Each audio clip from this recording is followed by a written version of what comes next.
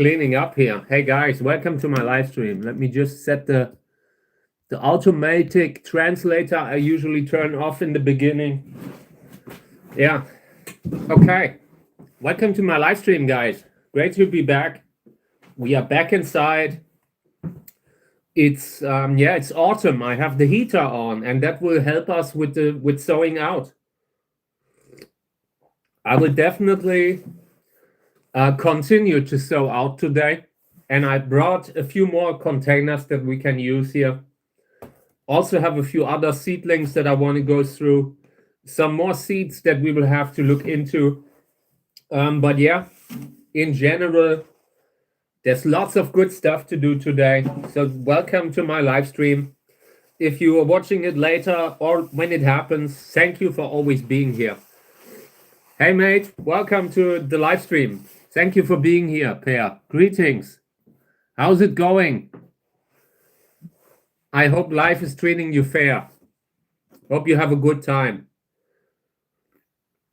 Yeah, I've had a lot of stress this morning. The animals both needed a lot of care. Like Kami was completely, constantly wanting to go out. And Mika, I was going on a walk with Mika again. Yeah, had a lot to do. Good morning, everyone. Thank you for being here. Greetings. Yeah, I'm glad to be back. Nice to see so many people here. I appreciate it. Yeah, and we're going into the winter season again.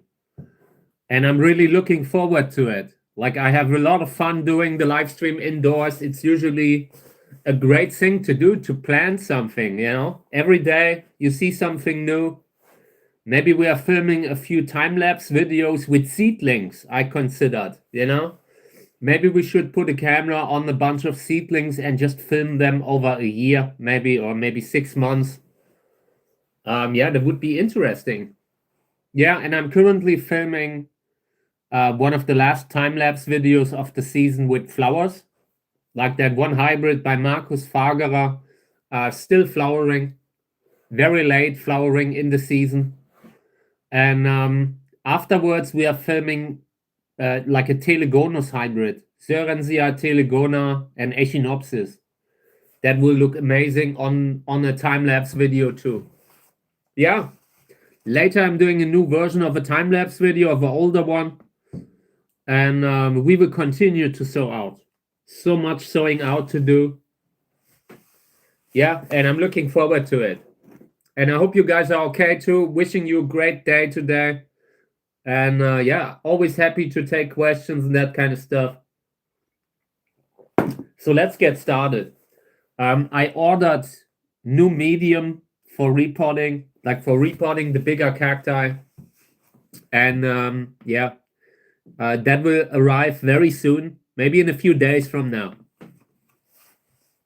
Okay. And it's raining again, but today it's supposed to be warmer.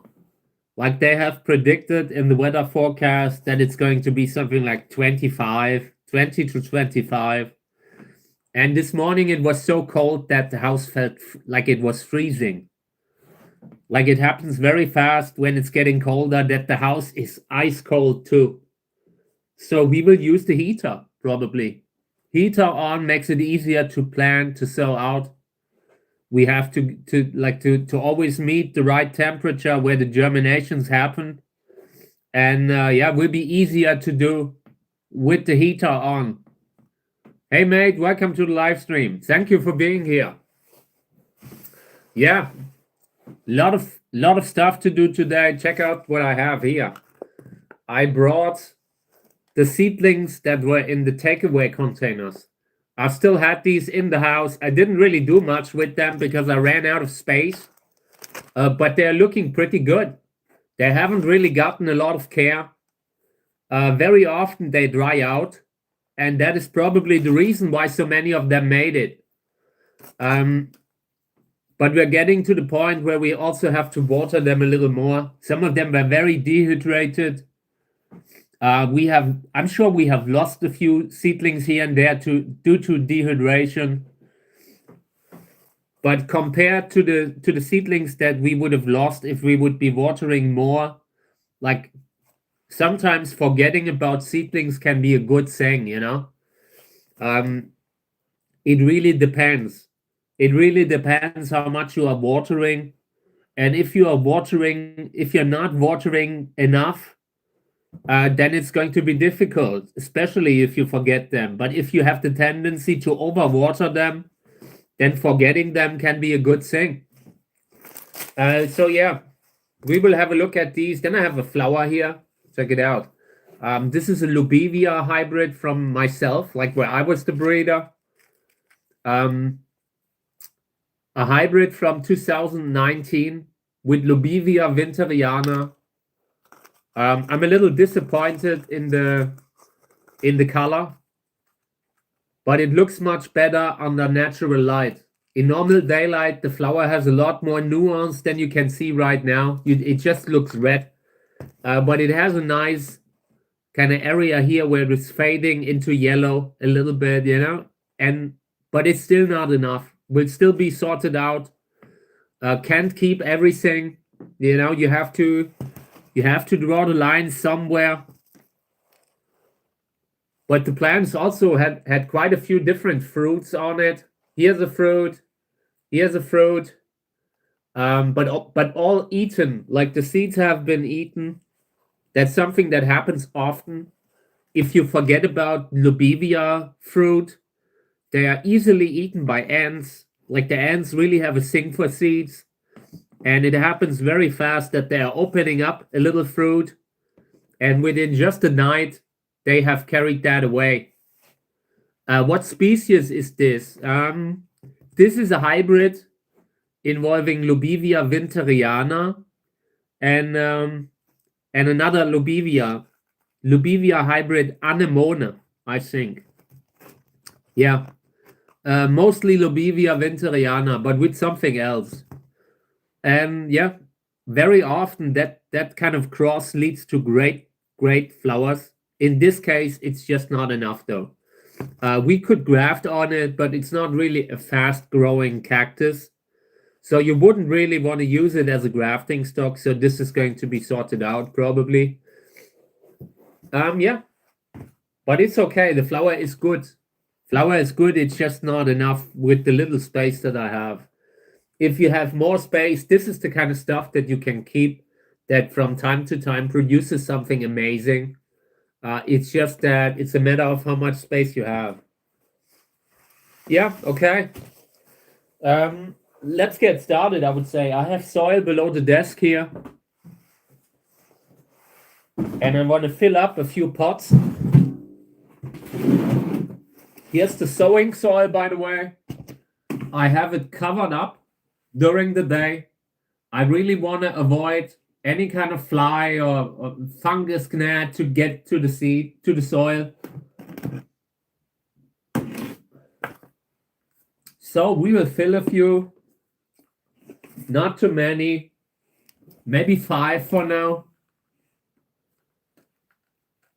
And then we're having a look at the seeds that I have. We have so many different seeds now that we have to deal with.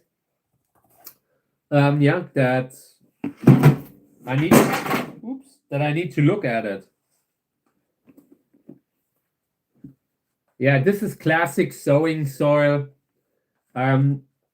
Depending on what kind of a brand you buy, the ingredients are different. But in general, this is the kind of stuff that has a lot of ground wood bark, you know, like actual wood bark ground down, and it doesn't really become dry in the same way, you know? Hey guys, would you please?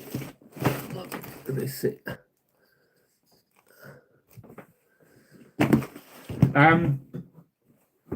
This isn't really a soil that you can use for everything, but it's a decent soil for long term.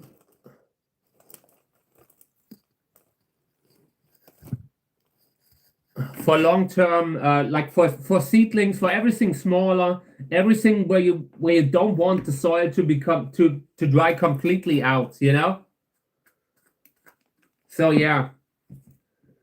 Let's continue. I just from time to time I'm I'm cleaning up the comment section, you know. From time to time, we are reaching the general audience. And yeah, I understand. It's just trying to not have too much that hasn't to do with cacti here. Cacti, or at least gardening, you know? At least gardening. But it's okay. I'm not really it's the kind of stuff that just happens, you know?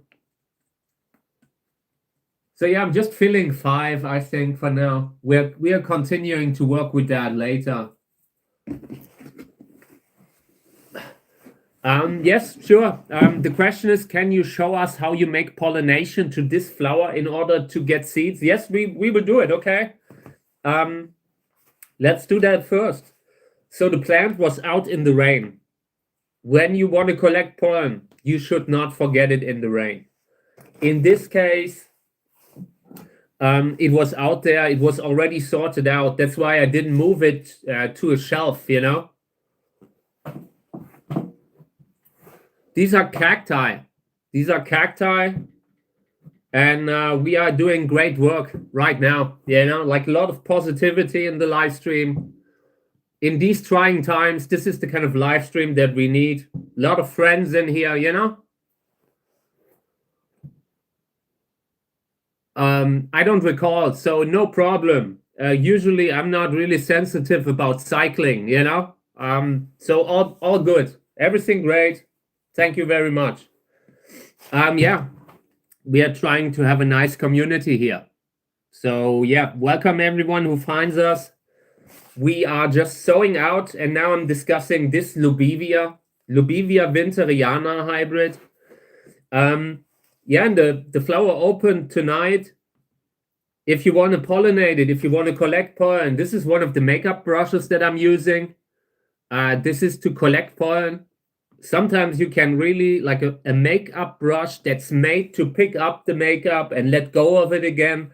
That's the kind of stuff that really helps you. Yeah, and in this case, I just want to collect a little pollen just to show. Yeah. And like the flower is nice intensity, strong contrast. It's just not enough. There's so many great cacti that we have here. So if you want to collect pollen, very often you can either pick it up directly with the brush, using it like this, and then you have it on the brush, and then you're kind of putting it in the paper bag that I'm using here. This is to freeze the pollen later. You can keep it in the freezer like for years. It will stay viable for years. The frozen pollen should stay viable usually if you do it like this. You know, if you really collect just the dust. From time to time, I'm collecting pollen with a scissor, you know, where you're also taking parts of the anthers, and that stuff has a reduced viability, very often just a few months at the most. But the pure pollen dust should stay viable for years if dried correctly, if kept dry and at the right temperature. Yeah, we are doing great things here. You would see. Everyone who doesn't know about us, this is a good place. You know, this is a place where there's no hate. I don't like how social media is doing right now. So much of social media is monetized hate, and this year is not like that. So yeah, thank you for being here. Okay. So I collected a little bit of pollen, but not much. You know, this is just enough for maybe one pollination. You can really collect as much as you want to collect, as much time as you want to spend. At some point, you are not getting much from them anymore. One way to deal with that is to collect the filaments, collect the anthers in the bag too, like removing it with a little scissor. And I'm doing that from time to time if there's very little pollen on the flower. And like I said, when you're doing it like that, the viability is decreased. The pollen would probably not be viable much longer than maybe 6 months or so. And even that could be difficult. When I'm doing this, when I'm collecting pollen this way, I usually use it up within the next 2 or 3 days. But you could also do that. Ideally, you would just collect pure pollen. Water, the flower cannot get water, like cannot get wet.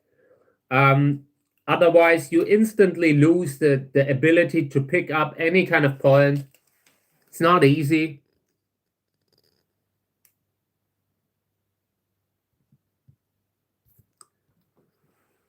Thank you very much. I appreciate it. It's really fun to do what I do right now. Like when people don't know what we do here, like when they don't know the channel, when they don't know the discussions that we have on the channel, then they might mistake us for something that we aren't, you know. This is a great positive place, and I believe in that importance, you know, to kind of have these positive activities that we are sharing online, you know, like gardening is a great thing.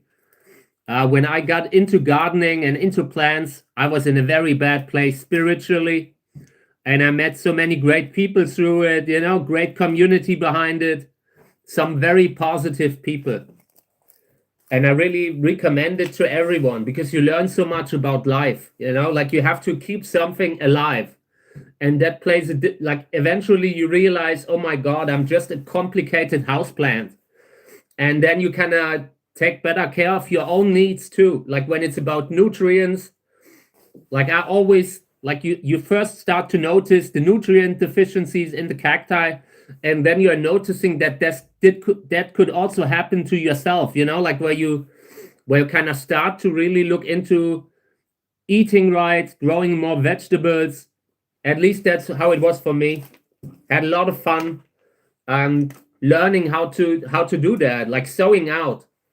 Sowing out is a great activity. It's like an introduction into this whole world, and it's not easy to do. But once you manage to grow stuff from seeds, it opens all these doors for you. There's so many amazing plants that we can grow, and yeah, for me, that like the fact that I finally managed to keep my plants alive, it really meant something to me.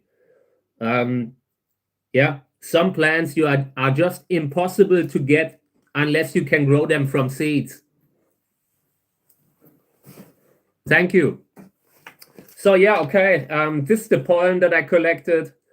We could use this pollen on another flower now. Most of these hybrids that we have here, they are self-sterile, meaning they need, in order to grow a fruit, you need pollen from a second plant. You need to pollinate this flower here with the pollen of another one. And I brought some pollen here, by the way, and we will use it. Just want to open it up a little bit. So this is, of course, this is not, it's not good for the, for the looks, but it shows you where the stigma is. So this thing here, check it out. This little thing in center is the stigma, and we will be pollinating that now. This is what matters. And all the other parts of the flower, maybe minus the base, you know, where that, and the base will eventually grow into the fruit, but everything else is secondary. And if you lose parts of these, you know, these parts of the flower, it doesn't mean that the pollination will fail. As long as this thing is there, the stigma, then all is good. Then you can still pollinate it. So let me see if I have another brush here. I only have a lot of Masters of the Universe toys. That's the kind of stuff that I have in my desk. So we are using the same brush. It doesn't matter.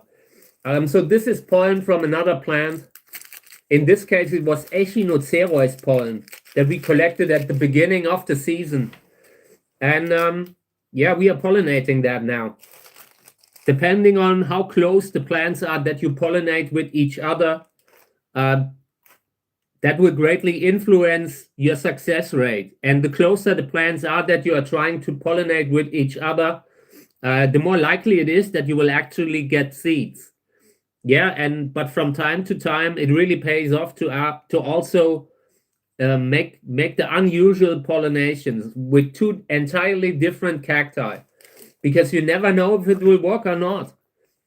sometimes you can't really, like, if you look into the family trees of certain species, they have plants in there that you wouldn't expect. You today you can't just look at the body of a cactus and reliably tell where it belongs in a genetic, like in a family tree. The body can change within very short time. When we're pollinating now, we could get completely different cactus seedlings in the next generation. Thank you very much, guys. I appreciate it. Really, thank you. So let's pollinate that thing, okay?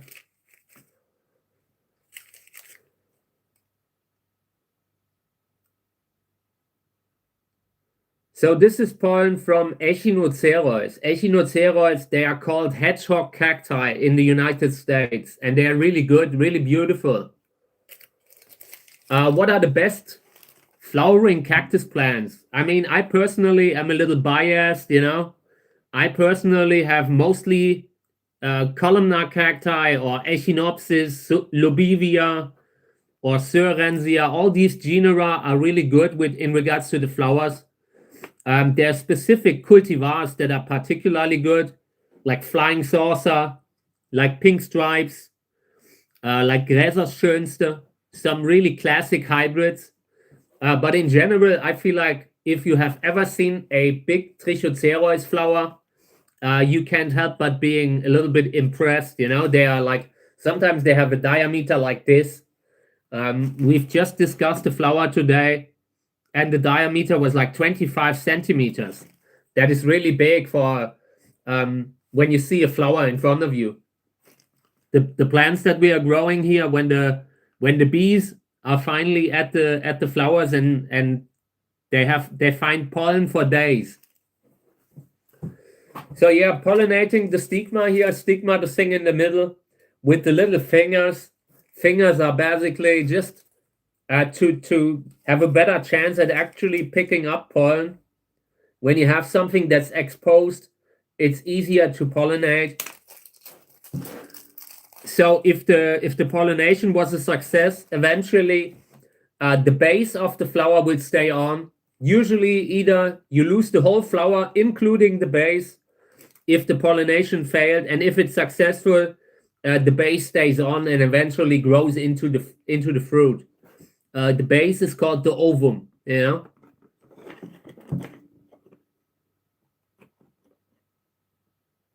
the plant here, the pollen that I used is a completely different cactus. And the pollen that I collected earlier from this plant here will be used on a completely different cactus too. They cannot, in many cases, they cannot pollinate themselves. But there are exceptions.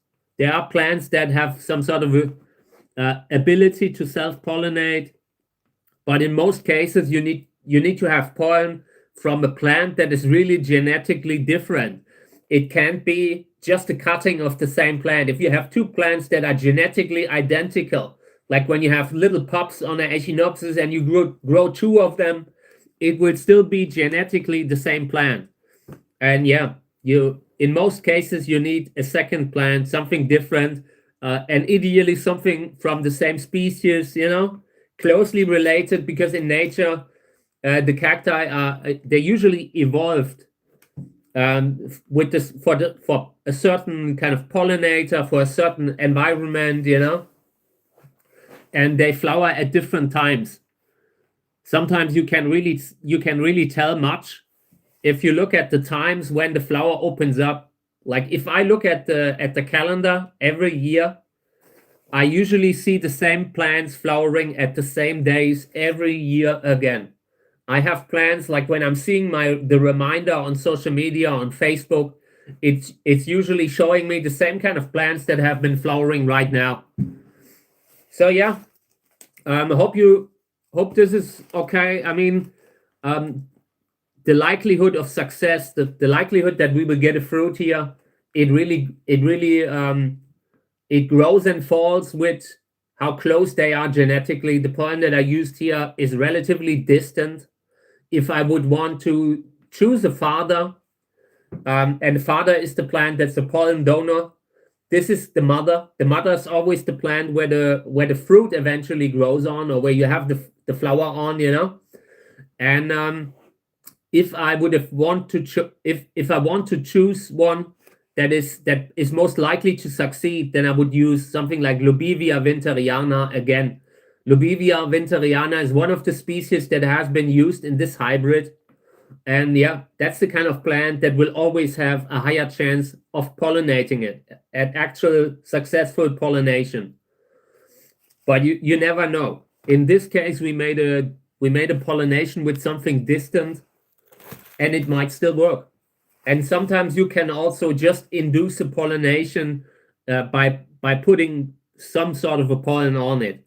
There are certain plants that have a natural fail-safe, and if they are pollinated, some of them grow a fruit out of a reflex, more like a mechanical reflex than actual pollination. Okay, yeah, let's continue to sow out. I have a big box of seeds that I want to get started with. Just need to find them. I don't know. What we'll deal with that later. Oh, here. This is the container with seeds that we need to plant. Really quite a lot. Hey, welcome to the live stream. Thank you for being here. A fishbone cactus. I'm not sure which one that is. Is that really? I have no idea which one it is. I haven't heard the name before. Would love to hear what kind of a genus that is. I have experience growing a lot of different cacti, but today I'm very specialized because the winter is so cold here. A lot of cacti don't survive where I live.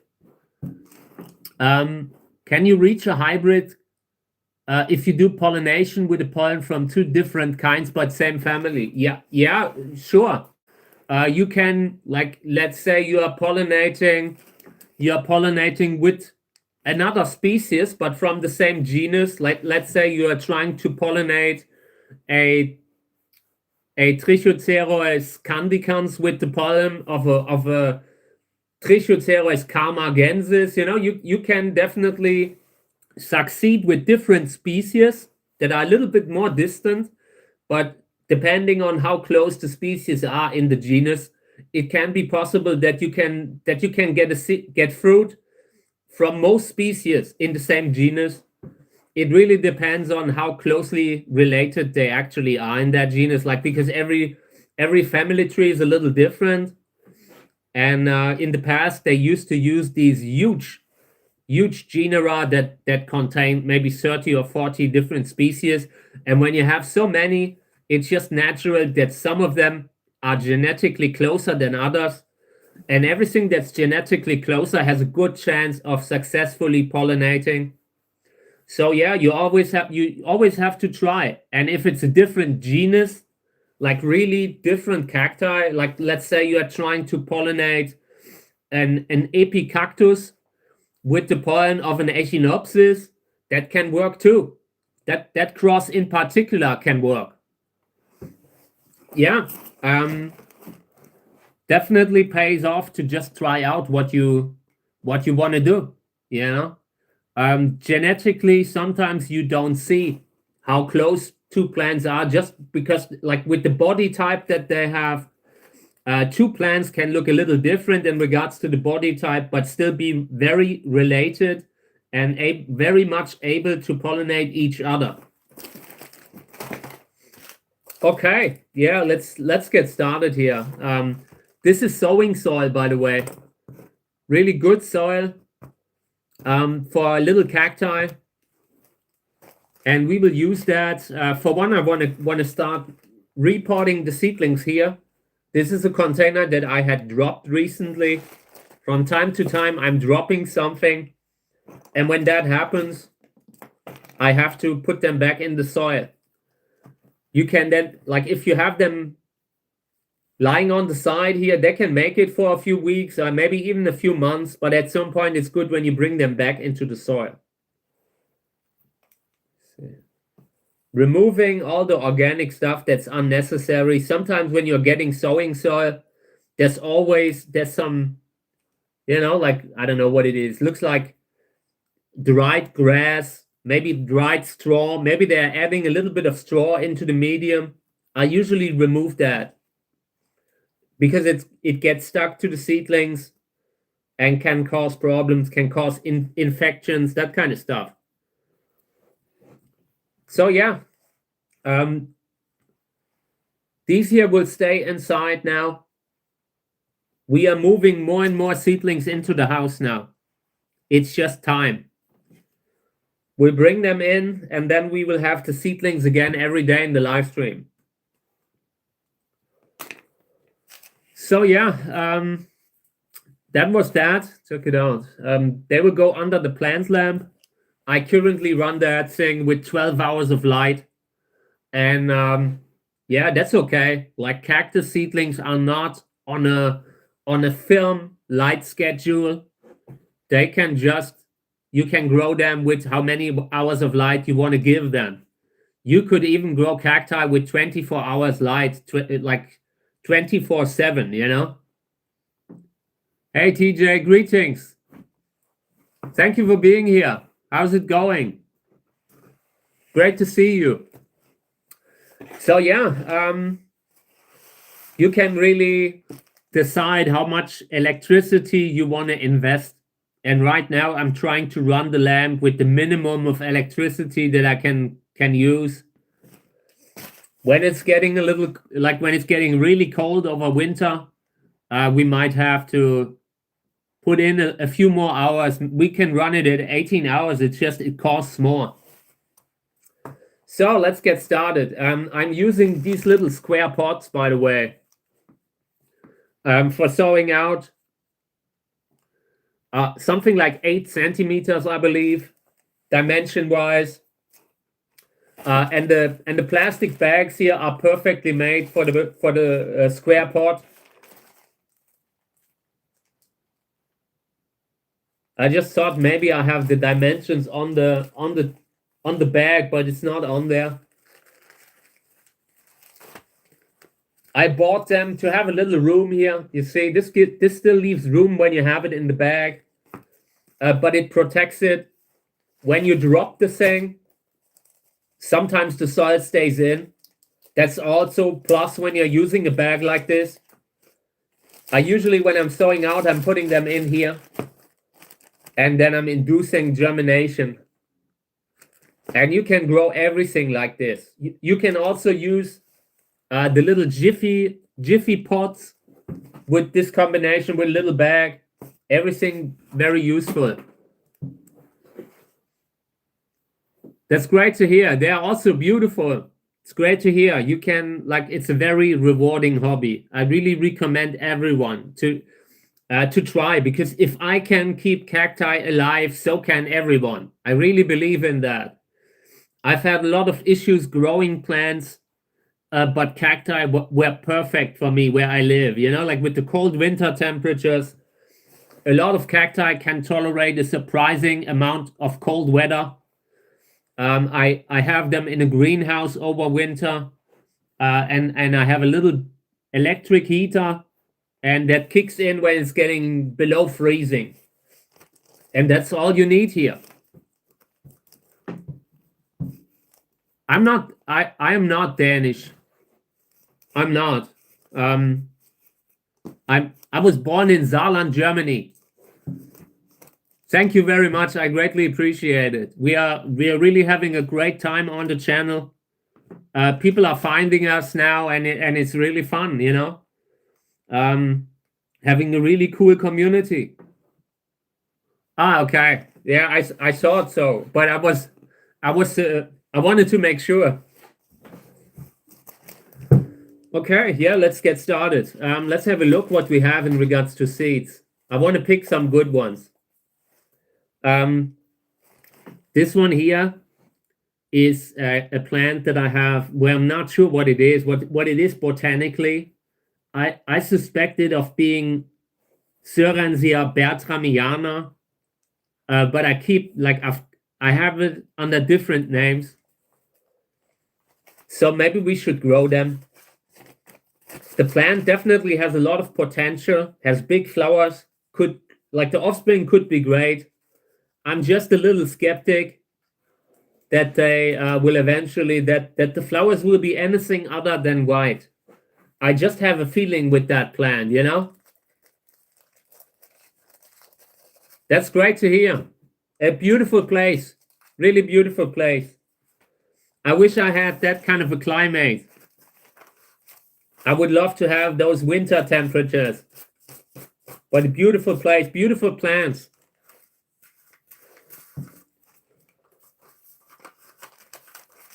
I always look at these warmer countries, and I'm always sad when I think about it. Because I always wanted to grow tropical plants, and the weather was always too cold. Over the years, it's gotten warmer where I live, but it's still not enough.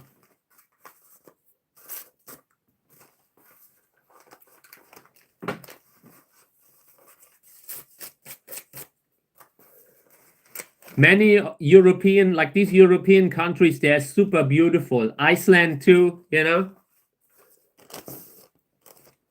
Finland. Really beautiful places here. So this is, I've put them in. Suspected Sörensia bertramiana, and I'm not sure if the label is right. Sometimes you have plants where you have a suspicion, but you're not, you can't really verify. And that's how it is with that plant. It was a hybrid. This is from 2020. Will be interesting to see if the seeds are still viable. In my opinion, probably not.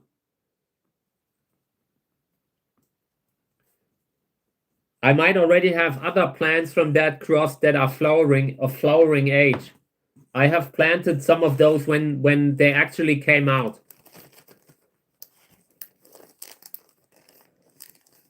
So yeah, this is the first one. I will use the heater again now, apparently. I mean, I'm trying to save heating as long as possible. But if we're sowing out, it would make things so much easier. Okay, so this is a Hilde Winterer hybrid. We will definitely plant those. I want to grow more of the Hilde Winterer seeds that I have. In the past, I never really grew them. Never really treated them the way I should have treated them. So we're cleaning these up, and then we're planting them. Hilde Winterer hybrid with a columnar as father.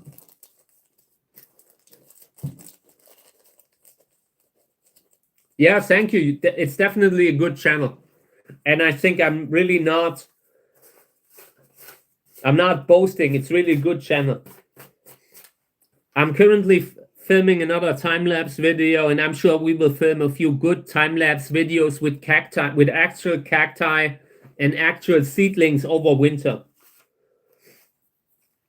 Tonight I made a big mistake with the time-lapse video that I was filming, by the way. Tonight I was filming the flower as a normal video. And when you film as a normal video, it has the audio, it has a super high quality.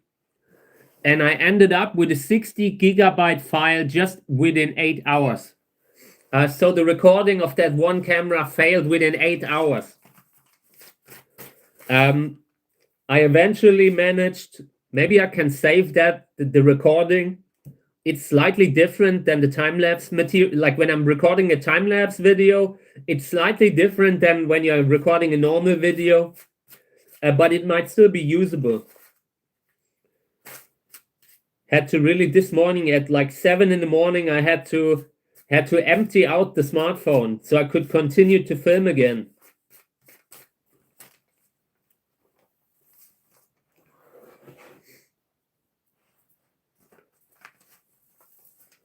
Think the Australians are going into the nice part of the year now, right?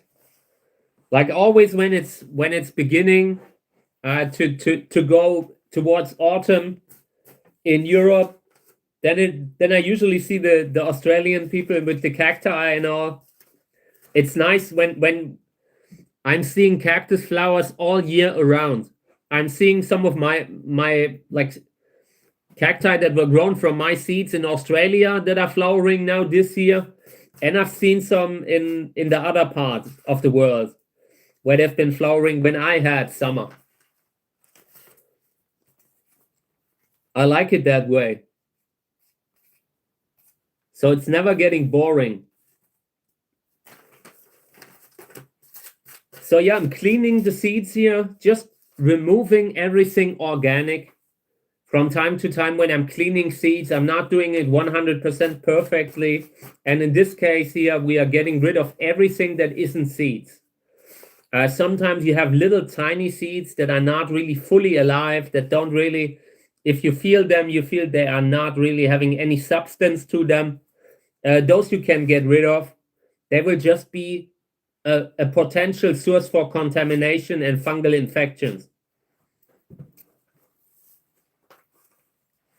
Yeah, it's starting to get interesting with the Australian cactus scene. I'm interested in, I should see a few of mine that are flowering for the first time. I'm looking forward to that.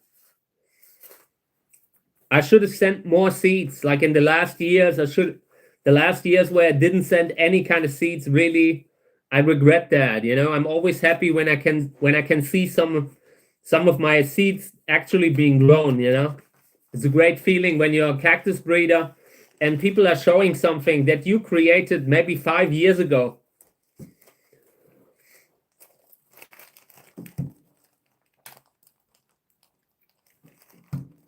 I see it with the cacti, TJ. I see it with the cacti, and it's with the cacti, it's identical. Like the same kind of cacti, they are flowering here and in the United States on the same day. Very often, like when I look at first light usually flowers at the same time, you know, everywhere. Yeah, 950. It's a little bit similar to Australia, I think.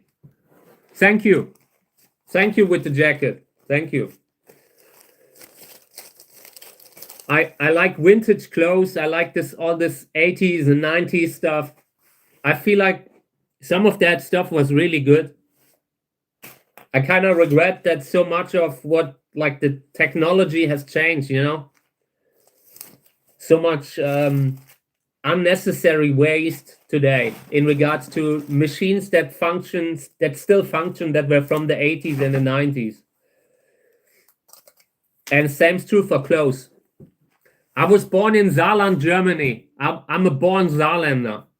So I rather see myself as a Saarländer. So yeah, okay, this is Hilde Winterer. The seeds here, this was from 2023.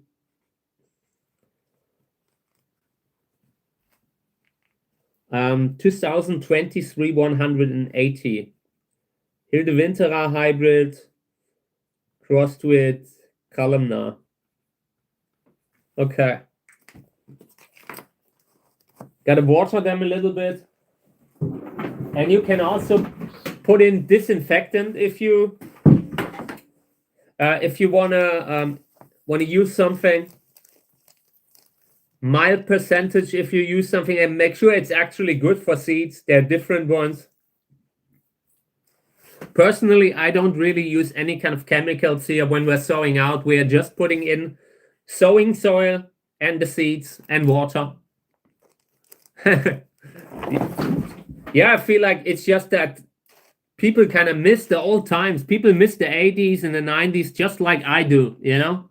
So maybe it's I have been on the nose with on the trend here, where people wanna they miss the 80s, they miss the past. Right now everything's so difficult. People are looking at the last 30 years in nostalgia. And how couldn't they, you know?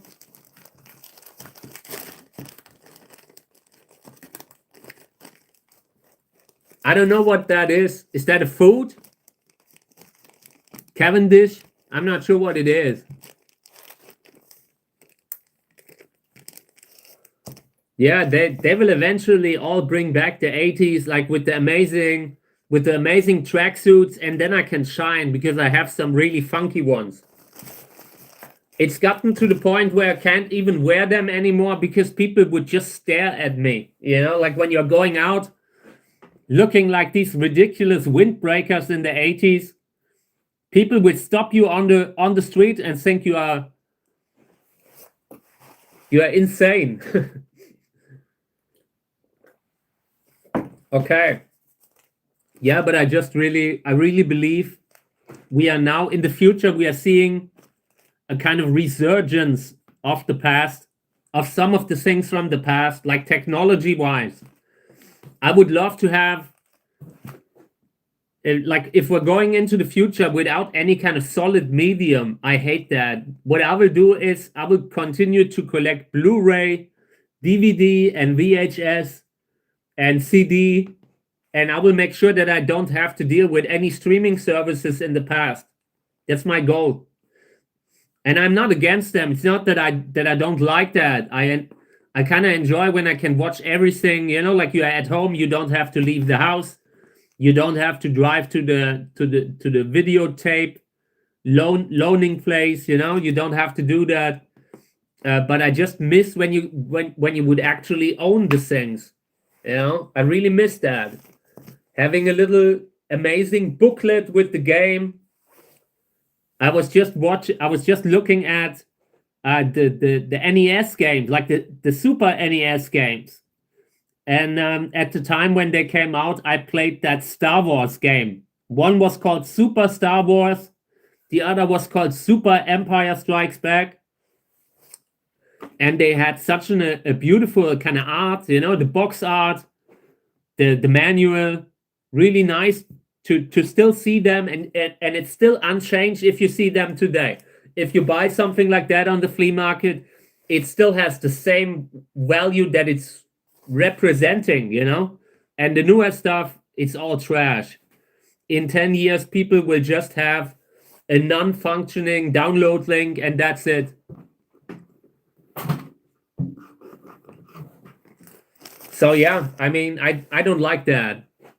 Just from the point of view from someone who loves to go to the flea market, the stuff that is coming out right now will age terribly. People will eventually they find a used game on the supermarket, on the flea market, and they will not be able to play it because the download link has expired. Not something that I would want to have. But when you're playing a game, if you're playing a PlayStation 2 game, it's still the same game. You don't have to spend ages downloading.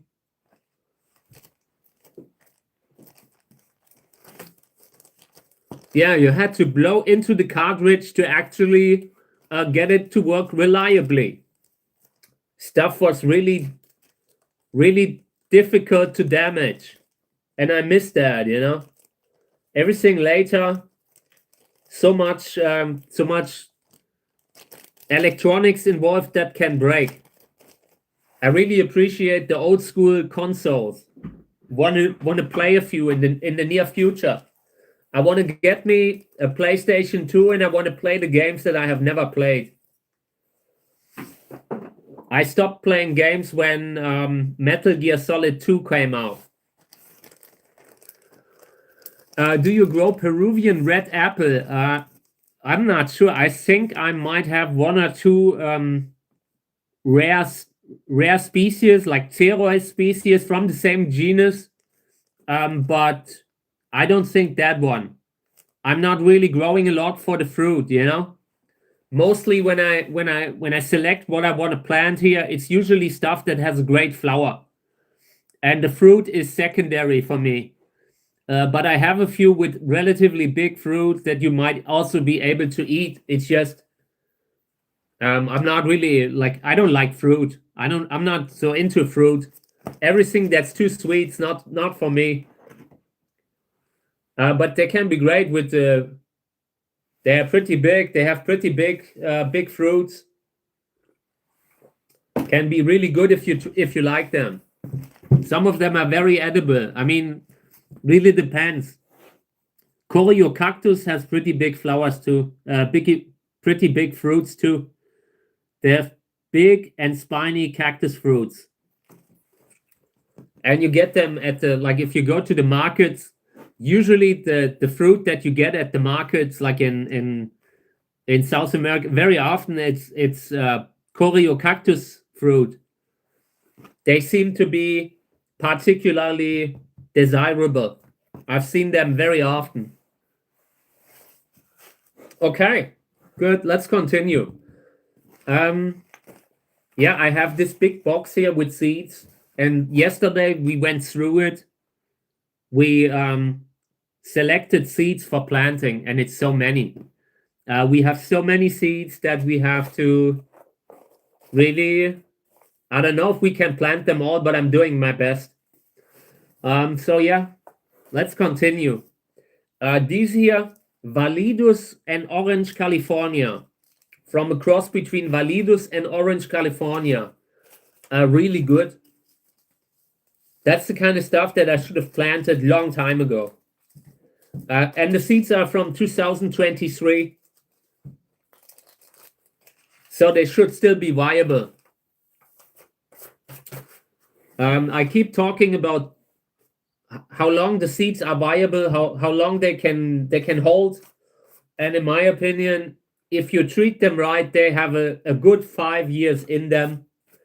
But it really depends on how they are stored and also what kind of a cactus it is. There are some cacti that lose viability very fast when you have the seeds.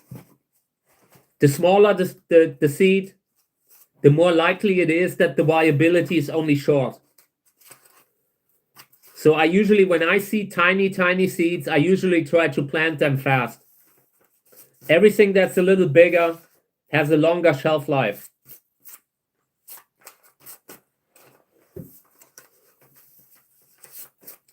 So yeah, I'm not sure what happened, but I think YouTube has kind of activated YouTube Premium for me because I'm streaming. Is that possible? Because I've realized that suddenly I can watch the videos. You know, they were always showing you like advertisements in before the videos, and recently that isn't the case anymore. Maybe they have approved me for YouTube Premium because I'm a good channel. Who knows, you know? Hey, welcome to the live stream. Thank you for being here. Appreciate it. Also, hey Dave, greetings to you too. Great to see you. Hope everything's okay in your life. Having a pretty busy day so far. And I'm cleaning the seeds before we're planting them. I think like the seeds here, check it out. We should definitely split them up over 2 containers. Yeah, thank you. I really think it's important to have these little positive chambers, you know, where people really enjoy something. Life is so difficult, and once you stop enjoying little things in life, then it's really getting difficult. So yeah, especially now when there are more and more plants that are not real, doing it in reality really matters.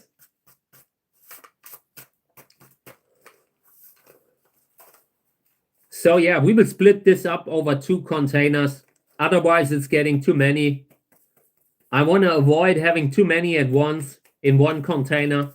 It's just something where you lose seedlings unnecessarily. You know, you have, if they are too close together, eventually they will run out of space. And I'd rather plant fewer seeds instead of singling them out faster, because very often the seedlings will expire before you get a chance to single them out. Yeah, I think so too, TJ. I really think I was wondering that, you know, I was wondering if maybe once you have reached a certain reach, that they might approve you for something like that, but I haven't seen it yet. So maybe it's just a glitch. I hope they're not turning it off again now. I could see that, you know. Maybe it's accidental. So this is from 2023. 2023 187 is the cross number. Validus and Orange, California. It's really good. I mean, and the flower was white, unfortunately. The flower was white, and usually you would want to have something more colorful. But it's still a interesting kind of body. It's the kind of plant that you don't see often. So it's definitely can make sense to plant them again, you know. In this case, I was trying to go back to the columnar body, because the body of this one was a little bit more like Orange, California.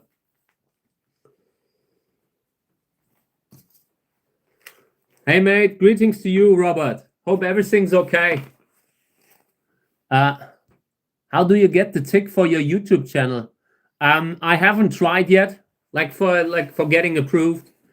I just think that once we will be successful, you know, once we will be big and successful, they will just approve us for that, you know, for the blue tick. On Facebook and Instagram, I'm definitely not paying for that. I think they should have like verified me on Instagram a few years ago when I had 270 million reach in 1 month. And at the time they chose not to verify me. And yeah, and since then I don't really care about it anymore, you know? Because if you look on social media, they are handing these out to everyone now. So it's not so important. It only matters if the platform decides, hey, this guy is valuable as a creator, maybe we should verify him, you know? And if that doesn't happen, I'm not interested. And greetings everyone else, guys. Great to see you. Thank you for being in the live stream. We are having a good thing here. And we are just going into the winter again. Was even more fun in winter, I think. And I never thought that would be the case.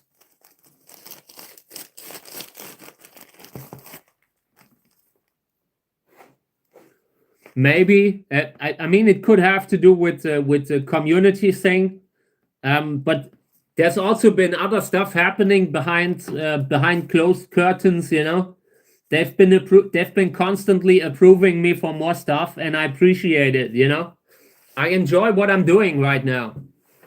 I talk about that from time to time, but I was really grinding for 15 years on social media, and it felt like I'm going nowhere.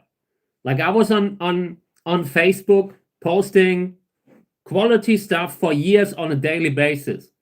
They were barely showing that kind of stuff, and there was barely any money that you could make to kind of survive financially, you know? I ended up like they wouldn't pay me the $150 that they owed me. And I said, okay, this is it. And since I'm putting more energy into YouTube, it instantly went up, you know?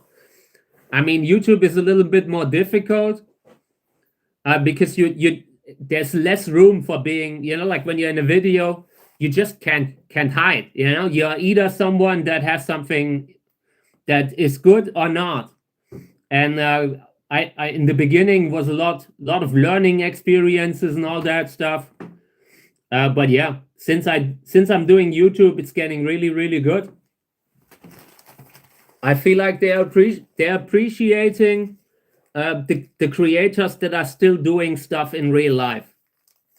And I believe that why some of the stuff that I do is also shown in the algorithm, you know, that they kind of know that there are many channels that you're competing with that just do AI now, or that just do clickbait, you know, like there's so much content out there that is just garbage. Like you know, where they are trying to rage bait people into commenting or into watching the video.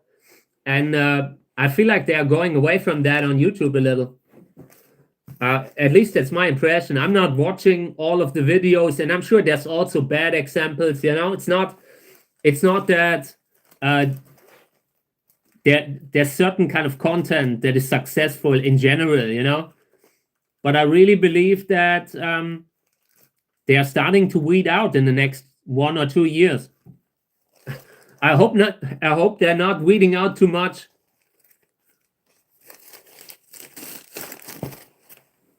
Hey Remo, greetings to you. Thank you for being here. Also, everyone else, thank you for being here. We are doing a nice little indoor live stream today. We are sowing out. I have planted intergeneric hybrid here, like or multi-hybrid, Validus and Orange California. 2 really different plants in one here. Could be great. So watering a little bit. I have started the heater. And then in the next couple weeks, I will try to induce germination. And over winter, we will discuss them again.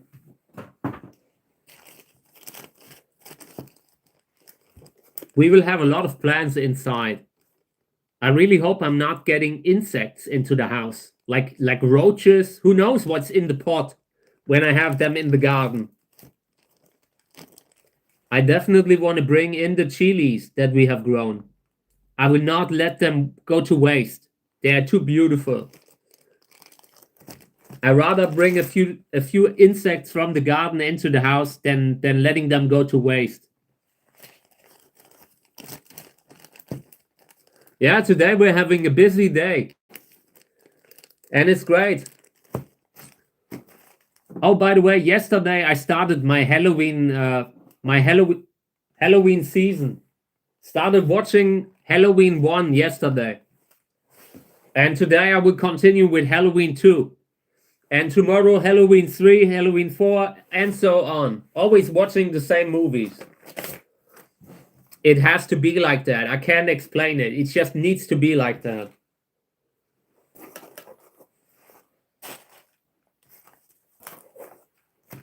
Yeah, okay. Let's get more. Getting the sowing soil. I still have sowing soil below the desk here. And I want to fill up a few. I want to get some seedlings going before the season even starts. Hey, welcome to the live stream. I can read. I definitely read from time to time, but not always. So from time to time, I'm missing something. Please have patience with me. Take care. Wishing you a great evening. Thank you. I will. I really like, there's one album that I grew up with that I really enjoy. I just have completely forgotten how it was called. But there was one record that I really, really enjoyed. Good band. I really need to listen to that again. It was really good.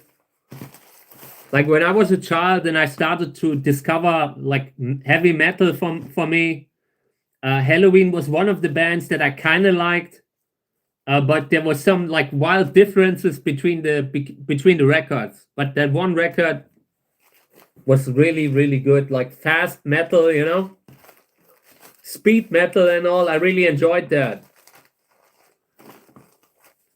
I think that could be it. Could be it. Thank you very much. Thank you. I appreciate it. We are really doing good work here. I believe in what we do. Like just from a spiritual point of view, I think we are doing good work. So yeah, and it's always fun to be here. I enjoy the live stream. I never thought that it would give me this much. I was never live streaming like in my life. Before we started doing that, maybe in December. Only doing the live stream since December.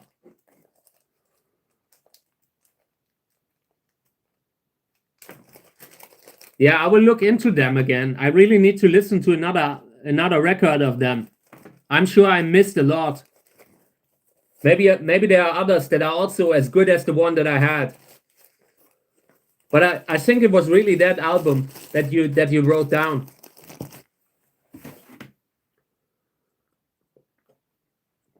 Okay, so let's see what else we can plant. This is Humkes Roro. Yeah, let's plant it. Humkes Roro crossed with Arboricola. Sörensia arboricola. That's good. I mean, Humkes Roro, like the seedlings, usually in winter, they looked like they were barely qualifying as alive, but sometimes the flowers are amazing.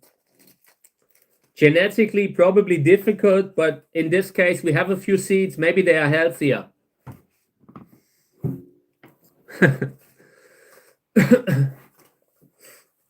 So I'm cleaning this thing here.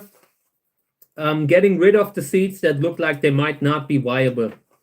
I really want to get rid of everything that I don't necessarily need, that doesn't feel like it's a viable seed. Some really tiny seeds too. And very often when you look into, like when you had an infection in a pot, very often the ones that started are the tiny seeds that never really fully developed.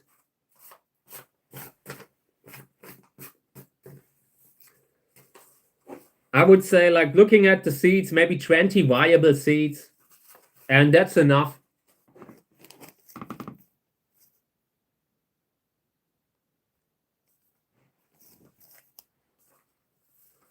Yeah, we are relatively under control. Everything is chill.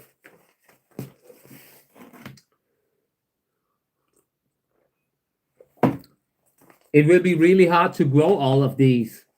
Like the seeds here, I think this must be 300-400 bags of seeds.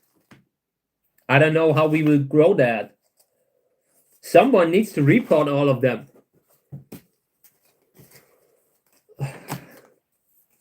Okay, Humkes Roro. Here. Cross from 2023, I believe. In the future, we are also setting a number again for every cross. I kind of regret not having done that more often in the last 2 years, but I just didn't care. Like it didn't really matter so much. I just wanted to get a pollination. It didn't matter with what. There were the plants that I pollinated were usually plants where I just wanted to have something. It doesn't matter what. But it's nice when you can look at the label and you really see the parents. No, I think it just meant like relaxed, calm, in a calm and collected manner. Yeah, it's absolutely unbelievable. I have even more. Like when I was just here, this thing fell down, and it's also full of seeds. I don't know how we are supposed to grow them, you know. And if I'm definitely doing a charity thing with the seeds, because otherwise I will never be able to grow them all. Never. We have to do something with seed charity where I don't know, where we pack a lot of letters and that's it. And in a few years, people will show us what has grown from them. I really want to see what comes from the seeds that I have here. I wouldn't want to just give them away and never see them again, you know.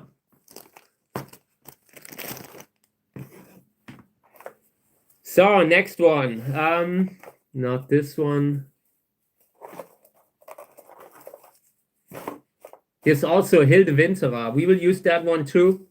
I really want to grow more of the Hildewinterer seeds that I have, because I remember in the last years every year I've had like 40 or 50 fruits on Hildewinterer, and I never really planted them. So there must be many. Thank you. I appreciate it. We have a lot of visitors today. There's quite a lot of action today. Maybe they really activated YouTube Premium for me.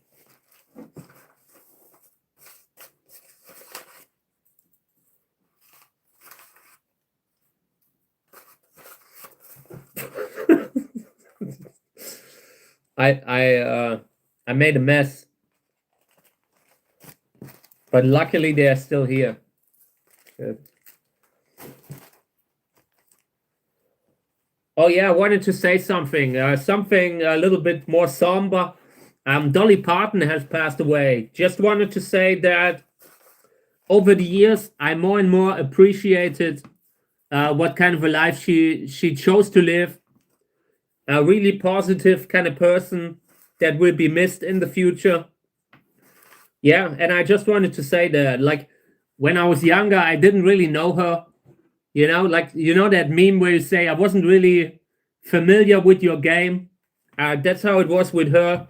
And over the years, I more and more admired what she did. Also with the reading books kind of stuff that she did. I think they had a foundation that sent out so many books to people, to children, and I greatly admire that. Really a valuable person that we lost, and I just wanted to say it. From time to time, like every time that you heard her, that she was on a quote, where I read a quote that she said, it was all solid. And it's not often that it is like that. There are not that many people around that have been rich in the way she's been rich, and used that for really good purposes. And I always admired what she did. Yeah, I really think so. I'm looking at her the same way I look at the person from Star Trek who also had one of these reading charities. LeVar, I believe. But yeah, LeVar Burton, right? I look at her in the same way, like promoting. I really believe in the importance of teaching children reading books, showing them this world of reading, of interesting things that they can discover if they are starting to read early. And I really believe in the importance of that, because that way you make sure that everyone grows up and is a qualified and smart adult, who doesn't have the dumbest opinion on everything. Like, actually reading, you constantly read something, you kind of start seeing the world from other points of view, and that opens you up to actually becoming smarter. I don't know, not smarter, but more experienced what's out there. I really believe in that. If a government wants to keep you from reading, then that says a lot. Take care. Thank you for having been here today.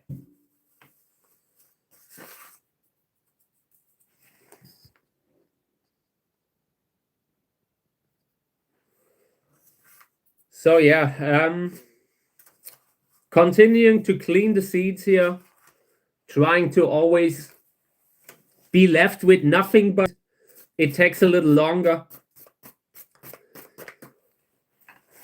So in the next week, I will also buy new pots. I will buy these here, the little ones, and the ones that are slightly bigger. And I think it will be $100 that I will be spending on pots.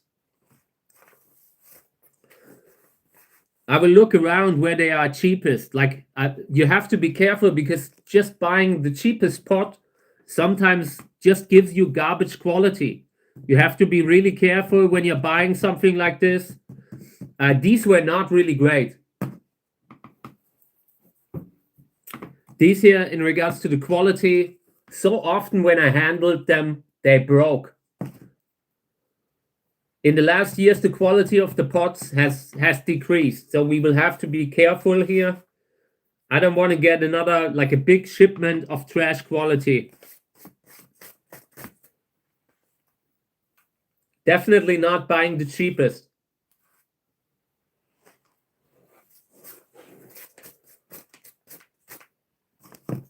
Especially like when you have them out in like during winter, they start falling apart within just 1 year or two. It's really a bad quality this time. And the price has almost doubled for worse quality.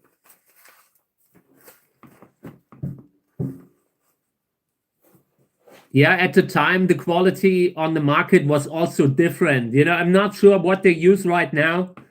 In general, Cactusjerk is a great nursery. Like, I'm close with them. Like, they've been supporters of my books, and Cactusjerk have always been super fair with me, and I appreciated that.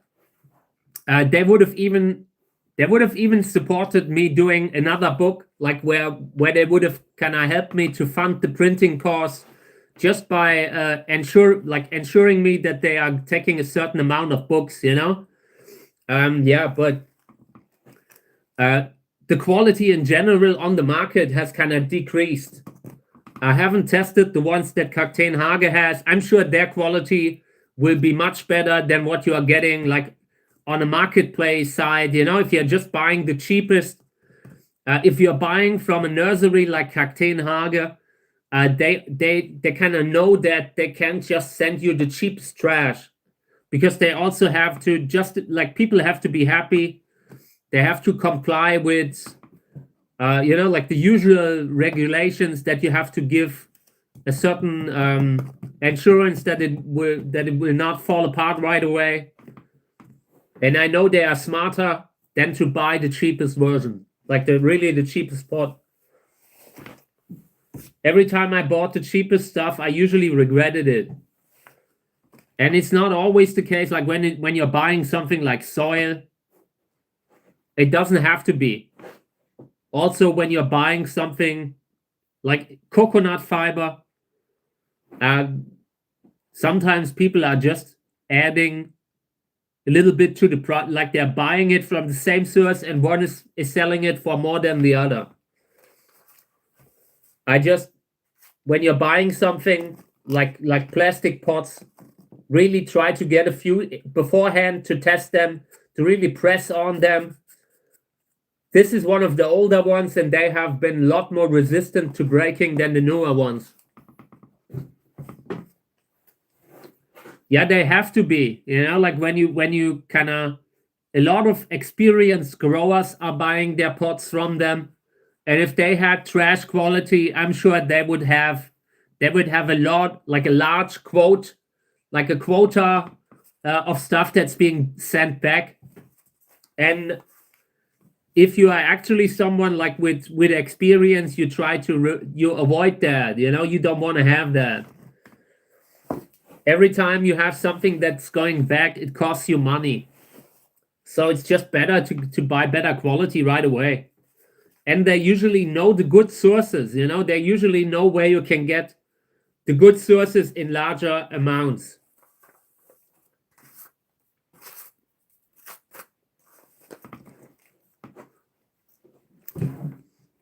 I believe it. I mean, very often today, like, the people are buying pots on Amazon and are reselling them. But if you have the luck that you can really get to someone who's buying them from wholesale, maybe sometimes local wholesale, you can get really good pots for relatively cheap then.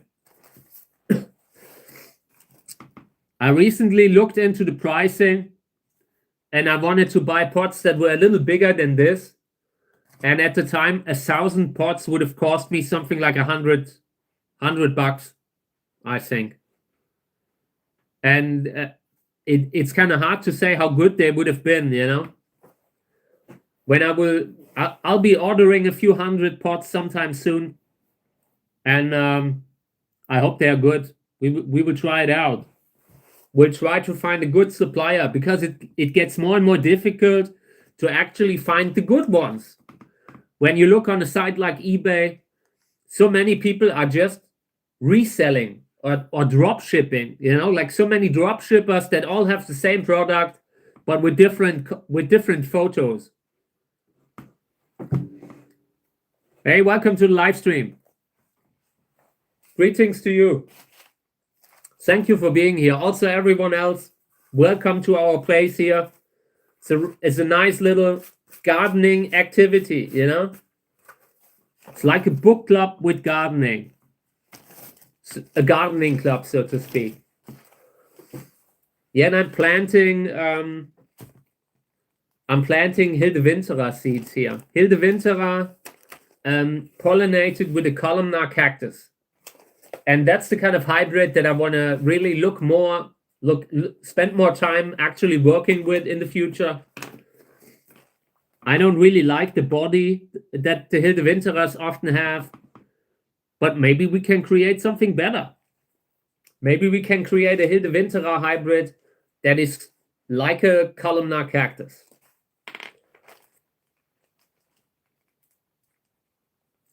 The seeds that I'm planting here, usually from 2023. Mother plant was a Hildewinterer called Butterfly. I was born in Saarland, Germany. I see myself like a Saarländer, you know? I'm not sure why it filtered that out, like with the millimeter stuff. It happens, you know? Like the auto moderator sometimes just doesn't like stuff. But yeah, I was born in Saarland, Germany. And the place is really unique. So I guess it's more like a Saarländer than a German.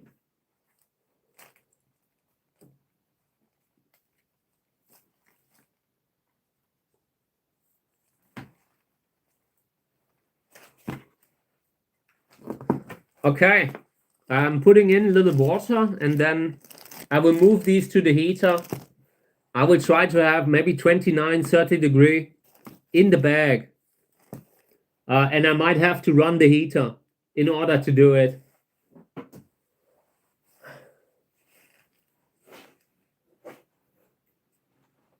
Yeah, that's the goal. That's exactly the goal.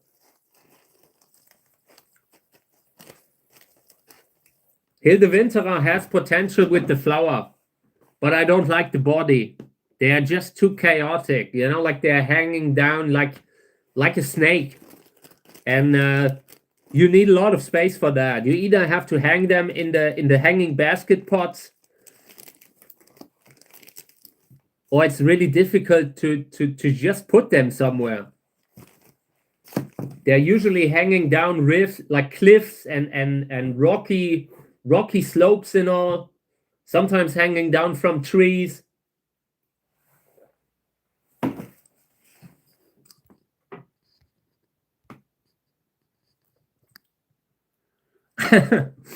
Yeah, Remo, I think you definitely have relationship problems with the auto moderator. I'm not sure why it does it always, you know? Maybe it's something personal. So let's continue. Another one, want to fill another one here. So far we have planted 6 different crosses here. I mean, in one we had 2, like one type spread over 2 containers.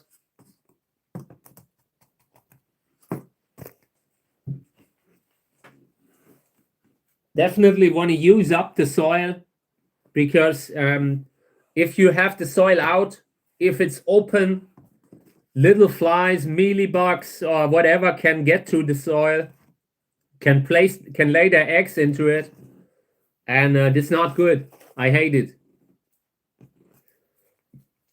So this one here, this is good cross. Hybrid between Gräsers Erfolg Selbstbestäubung and Cantora. Like the mother has big flowers and big ruffles, really unusual ruffles. And the father was a plant called Spirit of Fulda, like a hybrid with like pink stripes, very similar like those classic Wörlitz Cantora hybrids. Very good color. So in this case, we have the ruffles, we have the size, and the color coming from the father. And I suspect it might not be self-fertile. So yeah, this is everything that we want. Seeds from 2023, they should still be good. Everything that we're planting now from 2023, I just expect them to come up. Of course, there will be some that won't, but most of them, like the viability 2 years, 3 years, that's not uncommon.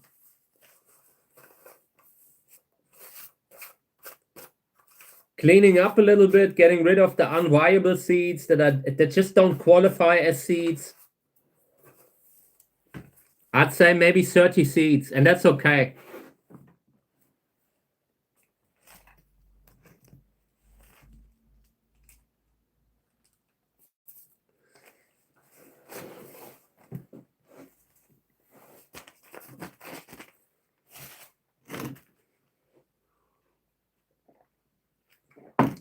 No sacrifices in the live stream, please. So, okay. Let's get it in the bag here.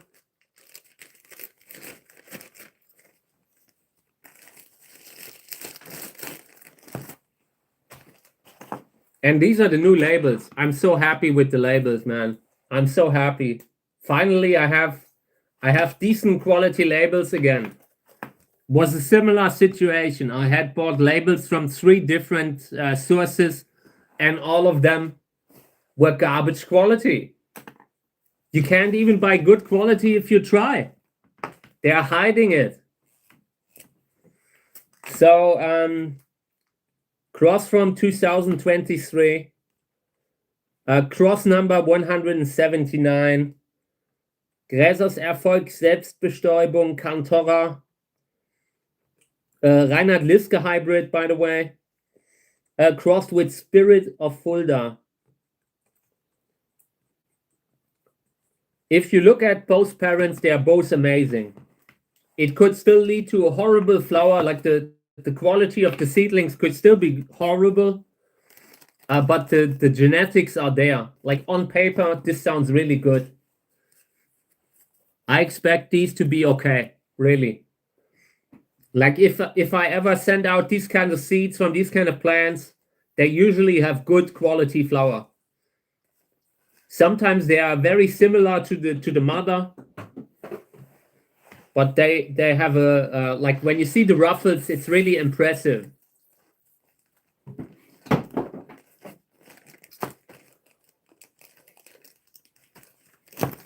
Yeah, it's getting more and more. This will be horrible. It will be a nightmare to repot. 1 million seedlings again. I am learning nothing, you know? I really have to remember not to plant too many seedlings in one container. Like last winter, I was constantly complaining about how many seeds I planted. And now I'm in a situation I could plant it again like that, you know? I could plant 1,000 again. I never learned. So this one here, this is Teleflora. Really good seeds.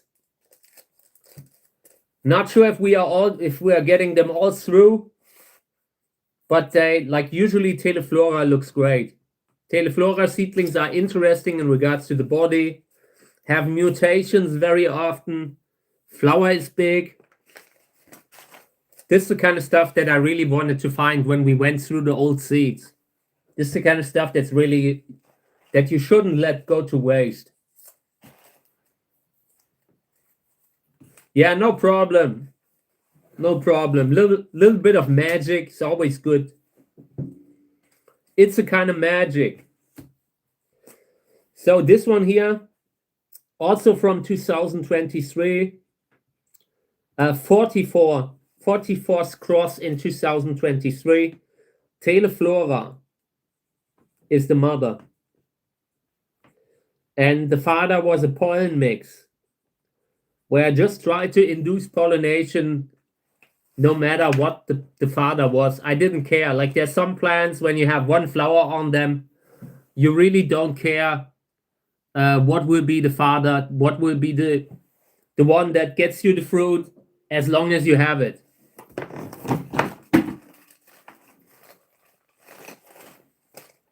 There's total chaos here in my desk, at my desk. Still need to continue cleaning more. I haven't been doing anything here since winter. This is like one of these video sets where where nothing changes.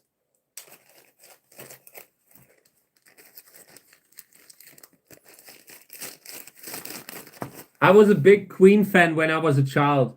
I was really like when Freddie Mercury passed away. That was really like for me it was bad day. And until today, I think that he would have made so much amazing music, so much more. Was a great loss to the world. And I hated how they had treated him at the time. Like that was just a time when there was a lot of fear infused into this kind of stuff, what he had, and they failed him at the time.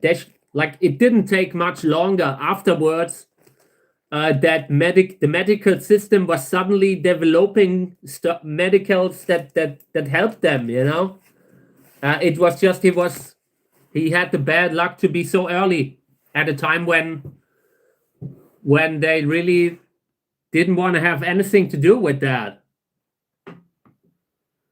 Yeah, I think for me, Queen is one of the best bands ever. It's one of my favorite bands. When I was younger, over the years, I kind of outgrew the music a little bit.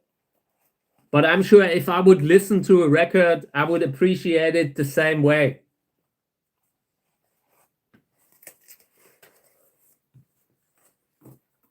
Okay. Always got to make sure that I'm putting water into the bag. There's a little bit of humidity in the soil, so they might still be coming up even if you don't add water. But yeah, I want to make sure that we're not needlessly wasting seeds. And a little bit of water is just beneficial,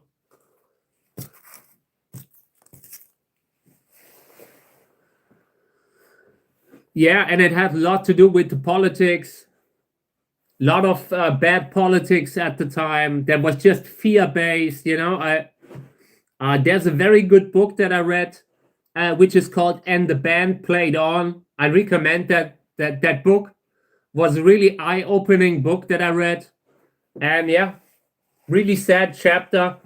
And I wish he would have lived long enough to actually see the working meds that they had developed shortly afterwards. The moment it started affecting people like Freddie Mercury, they kind of worked on it a little bit more with a little bit more priority. It's a really good book. It's one of and I didn't expect it. I usually don't read that kind of stuff. It was a really interestingly written book. And also, it makes you it frustrates you. It's a very frustrating book if you look at the politics that was happening at the time.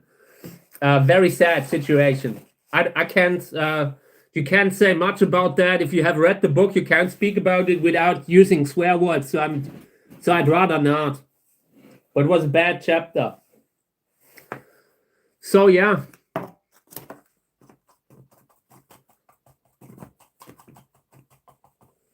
Let's see what we have here. This also Gräsers Erfolg, Selbstbestäubung and Cantora. This is from 2022. 4 years old. We will plant them. Yeah, I mean, Magic Johnson had the luck that he, maybe was a little later.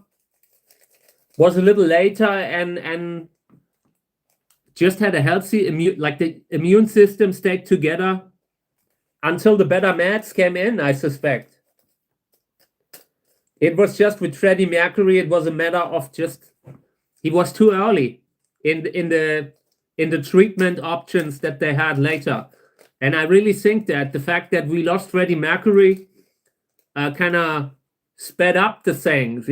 People instantly saw why it is an issue, why it is important. Sometimes when you have a disease that mostly affects the marginalized groups, then there's not that much pressure behind that. You have to make it.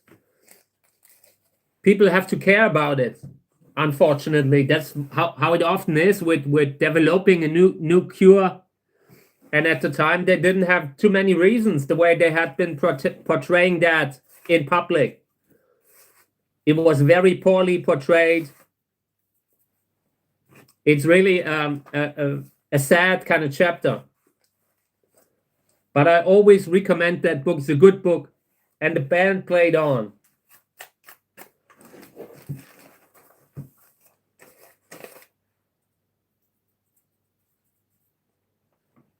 Take care, mate. Hope you have a great day. Wishing you a great day.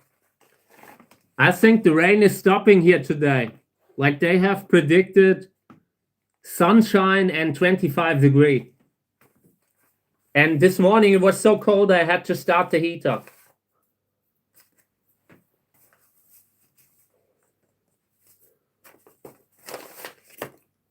So tonight there was a constant fight about the bed. Like I have a little dog bed besides me for Mika. Mika is the little dog, and the cat has started to sleep in her bed every day now. And what the cat does, she, like maybe half an hour before the dog usually goes to bed, the cat is placing herself into Mika's bed.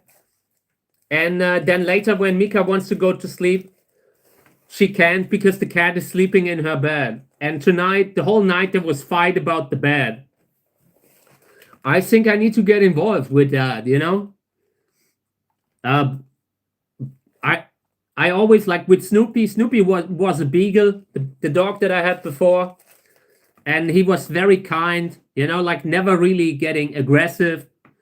So we always had to get Snoopy to actually fighting for himself. You know, like when the cat slept in his bed, we usually told Snoopy to if he wants to go in the bed, just go in the bed, and the cat will then go out. But Mika is kind of different. She's just disappointed. You know, like tonight, I could hear that the dog wanted to jump in the bed. But since the cat was already sleeping in there, I could just hear like a depressed little, and then I got up tonight to get the cat out. It was like it went the whole night. And the cat always does it, reliably every day. Yeah, I really think that the cat misses Snoopy. You know, like with the cat and Snoopy grew up together. And they were very close. Sometimes Kami was sleeping in his bed with Snoopy or without him. And now that Snoopy is gone, and Mika is a different type of dog, you know? A beagle is a relatively kind, benevolent dog. And Mika is also nice, but she's a little bit less cozy, a little bit less snuggly. So yeah, Kami's kind of sometimes sad that Mika doesn't want to share the bed.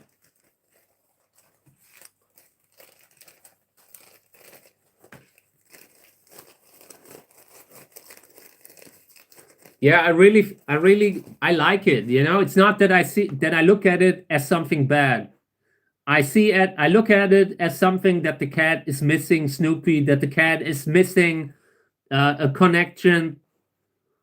And I'm not sure what to do, because on one hand I just wanted to, like a couple of days ago, I just picked her up and put her in the bed that's besides it. You know, there's another bed that's directly besides it, but she will not go in because that is not Mika's bed. You know, I think I have 4 beds now for the animals, for Mika and Kami, and placed in different spots in the bedroom.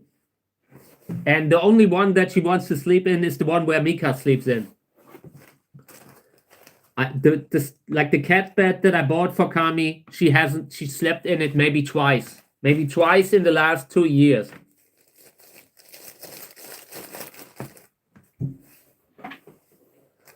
So watering this one, this is also Gräsers Erfolg Selbstbestäubung and Cantora.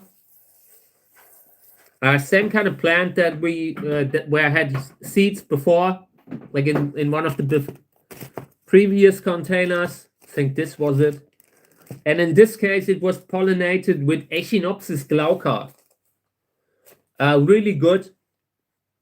In my opinion, the seedlings will very much look like the mother, though. I'm a little bit careful when it's about Gräser hybrids. They're so dominant. When I get something that also has traits of the father with a Gräser hybrid, then I see it as a plus. I don't expect it as a given, you know? So this is seeds from 2022. Cross number 29.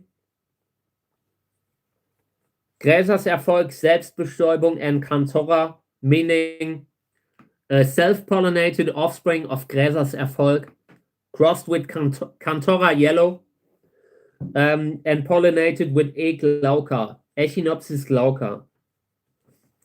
Forma Trichocereus glaucus.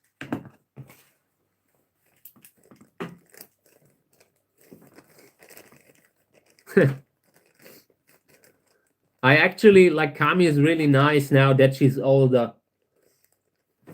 For the first time in quite some time, I managed to actually find a food that she tolerates. It was really difficult to find a food where she's not highly allergic to it.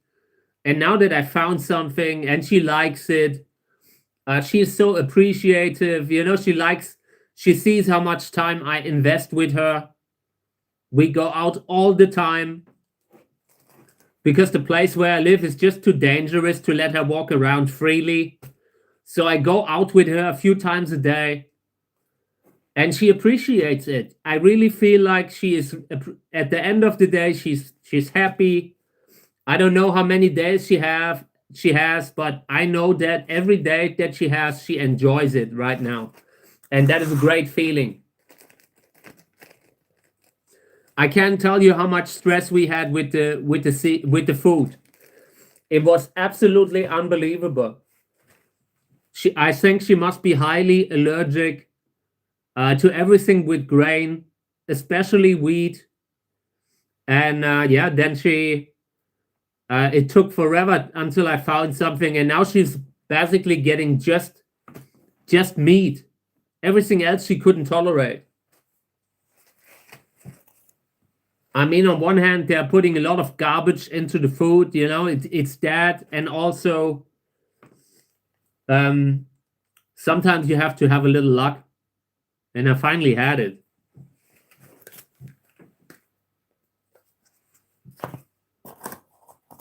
Okay.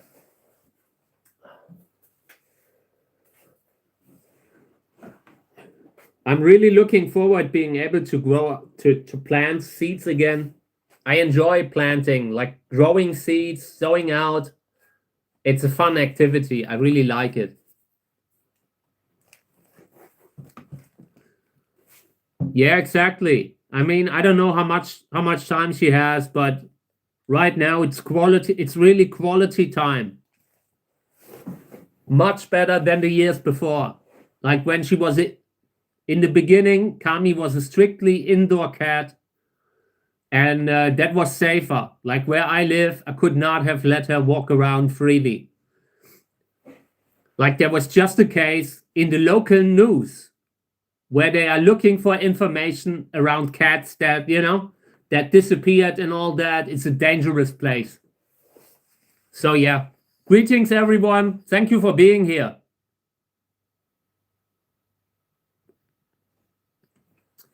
Yeah, I think we're not approving that comment. From time to time, you get a little, you know, you get a little comment that they are flagging out.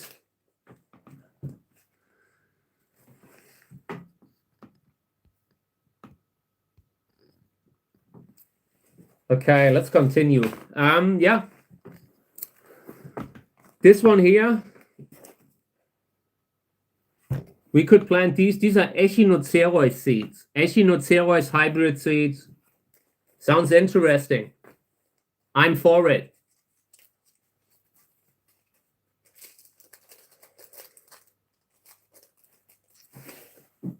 I have a few Echinocereus, not many. maybe 10 plants, but the ones that I have I really like. They are good. The flowers are good. They never really flowered until I let them experience frost. I really think they need a cold winter to fully flower. And since I started giving them that, they usually flower too. I have a one of those frost hardy echinocereus, and they have a super nice flower. Like everything like Triglochidatus, they're really nice. Some beautiful echinocereus in nature. I tried giving Kami catnip. She didn't want it. She wasn't interested in it. I had multiple different products. I had some in a bag, cat mint, you know. No interest at all. I was surprised. I thought she might like it more.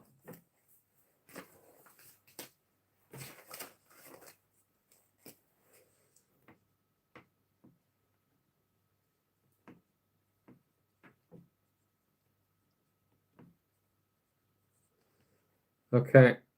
Yeah, it would be interesting to see how much, like how our viability will be when we're sowing out now. Some of those seeds are really older. The oldest probably 4 years. So some of them might not come up anymore. We will try it out.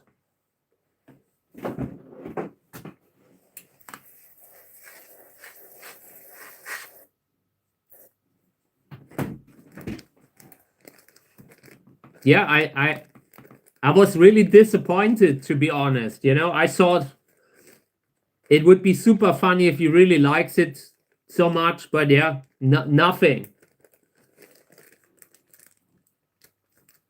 I will try it again with self-grown. That is something that I want to grow this winter. And I'm sure she will like that. Like when she sees the live plant inside, I'm sure she wants to eat it.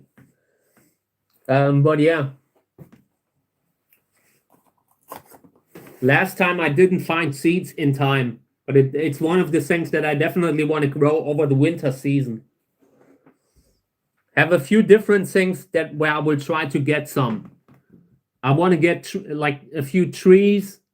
Want to plant a few different trees, and it would be super fun.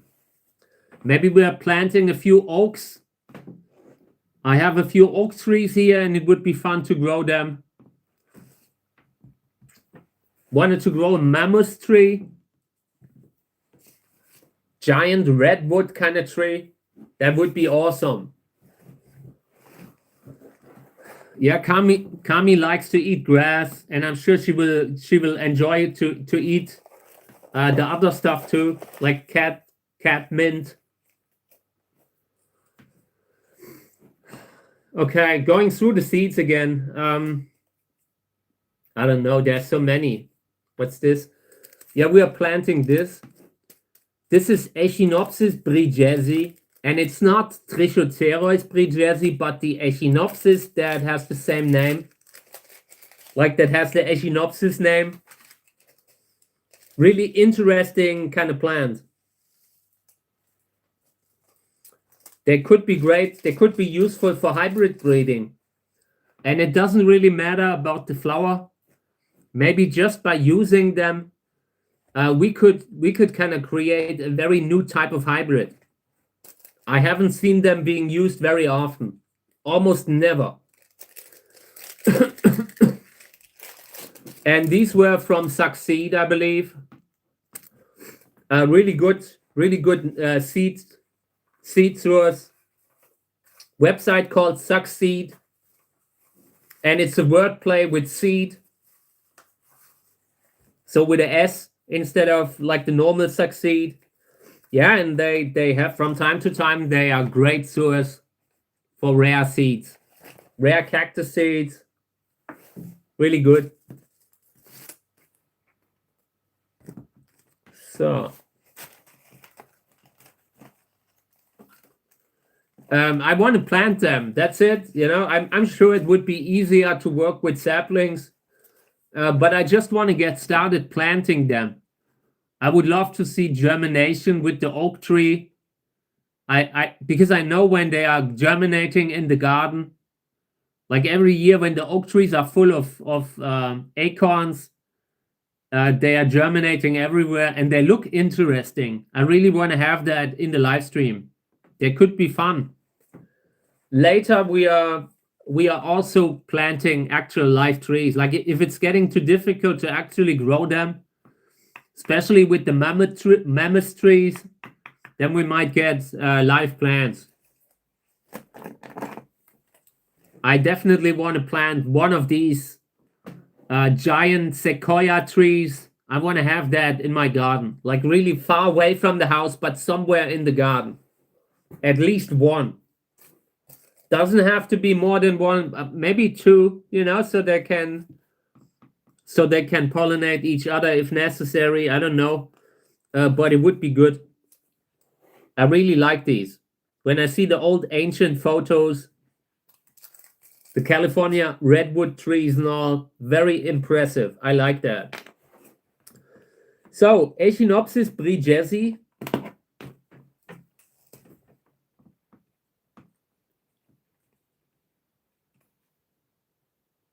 Subspecies vallecrandensis. Really good stuff. You very rarely see them.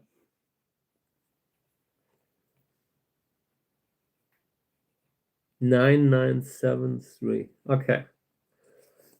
Yeah, and these also maybe 3 years old, 3 to 4 years old. I'm sure we can get some live in most of them. Do you have a fire break from the tree line to the house? I need to always make sure I have that, you know? There are many trees all around the house, and every year we have to cut them back. So ensuring that there's something in between the forest and the house is really important. We have to do that in winter, like we have to cut them back. Some big trees, and I'm not sure how we are doing it.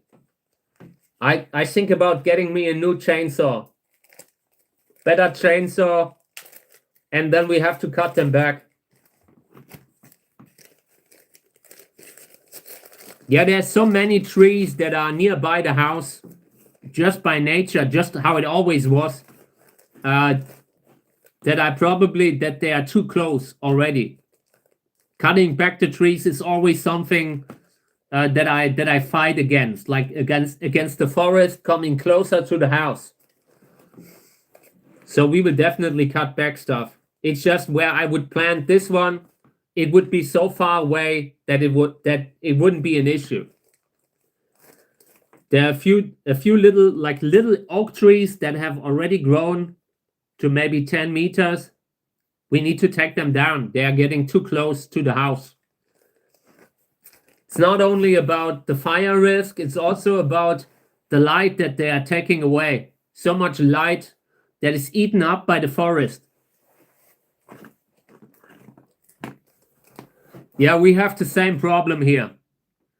In the last 30 years, we have cut back countless huge oak trees, like really huge. Behind the house, there were like 5 or 6 huge oak trees that my grandfather planted, and they were amazing, but everything was always in the dark. It was like in the middle of the forest, and when you have a house and a garden, a little bit of light from time to time is also good. But over the last 10 years, the climate has changed a little, and having shade has become more important now. I mean, I always fought against the shade, and the older I get, the more the shade is becoming important again, you know? Because during the main hours of in summer, maybe in between, maybe midday to the evening, you can't be out anymore with the heat that we have here. Wanting to knock them down and needing them for shade. Yeah, I had one directly besides the house, and the tree that I had beside the house was a Douglasia tree, also from my grandfather. and I only recently managed to get it cut down. It was maybe 6 or 7 years ago. And yeah, I like from the moment on that tree was gone, the garden was different. Suddenly got so much light, suddenly was such a much better place to grow plants, you know? If you're growing something, having light is always something you have to ensure. Right now there's a chestnut tree that is eating up too much light. At least 1 or 2 that we might have to also cut back. It's just something that you always have to do. And usually when you gotten rid of the tree, you kind of regret it. That's how it is with me. Every tree that I removed, I also regretted taking them down, you know, because a tree is something beautiful. It's also nice when you have shade. The one tree that was directly besides the house, we didn't have such incredible heat in the house when the tree was still there. Only since the tree is gone, I realized how hot it now is, you know? Sometimes you really don't know what you have until you lose it.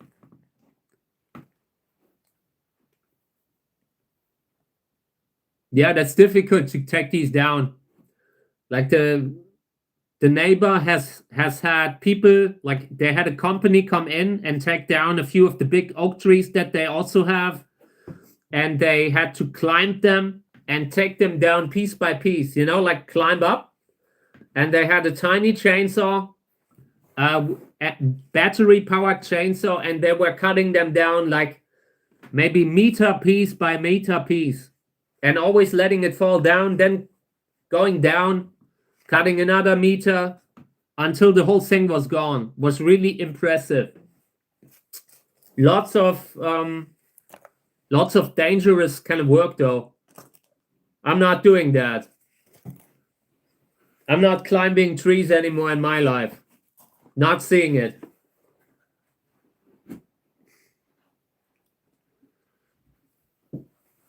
Okay, next one. 2, 4, 6, 8, 10, 11. Have planted quite a lot today. I think this is the last one that I'm planting now. But this is pretty good. In general, I think we had a great live stream today again. Really happy about doing it right now. I'm looking forward to the winter. I enjoy that I can now watch videos on YouTube without having ads. I don't know why. Maybe it's an accident, but don't tell them, okay? Don't tell them. Maybe they activated something by accident. But I enjoy what I do right now. Like doing the channel right now is a great thing in my life. Great experience. I enjoy that. It's like when you realize you are living through a good era. That's how I feel. And it was good that it happened because I started to feel a little scammed, you know, having lived so long and had difficult times all the time. I felt like just statistically it has to get a little easier one day. Yeah, and it is right now. Let's see. So this is Grandiflora. Grandiflora crossed with Sternschnuppe gezackt. The cross is Lobevia grandiflora, so classic reddish Grandiflora hybrid red star. And the father that was used is a yellow Echinopsis with ragged flowers. So the offspring, this could be good. This could have ragged flowers, just because the pollen that I used here is the flower is really beautiful. From time to time, you can really use it to get a ragged flower into something else. It's just Grandiflora doesn't have very big flowers, so I hope that that it's not a waste of time. From time to time, the flowers that the cacti that you grow are disappointing you. That can happen from time to time, you know? And yeah, this is the kind of cross that statistically is probably more likely to be disappointing, more likely to follow the mother, to follow the grandiflora. But if the pollination really worked in a good way, then this could have amazing flowers. So we have to grow them, you know?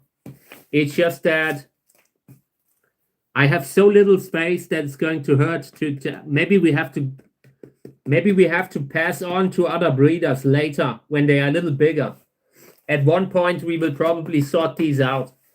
I just want to plant them now because otherwise they will never be grown.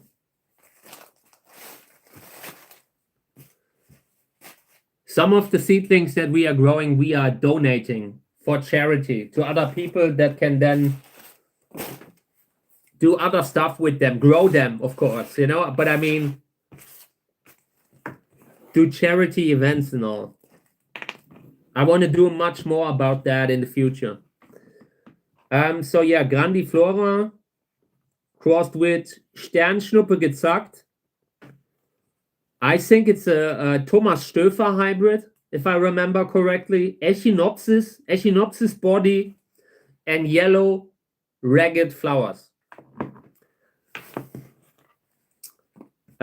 Genetically broken, genetically a total mess because the plant very often isn't able to actually grow seeds.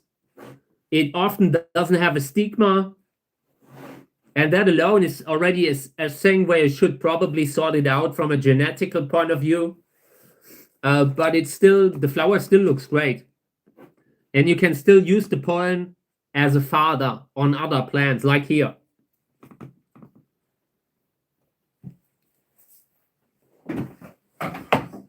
So yeah, let's water that here. What kind of a wood is that, burl? I haven't heard that before. Burl wood. Is that something like pine?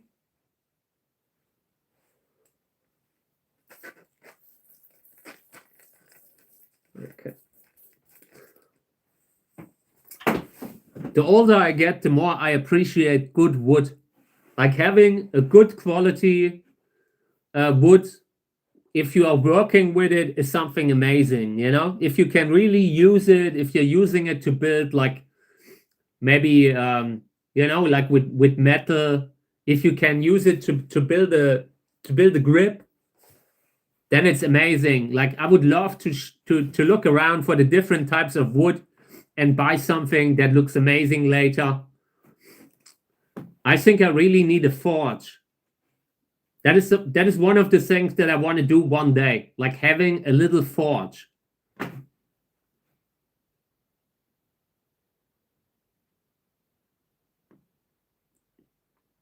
Oh, I see. I know what you mean. Okay. So like it's a when the tree gets when it loses the main growth and then it starts growing in interesting ways, I suspect. Thank you. So it's not really a type of wood, but a kind of,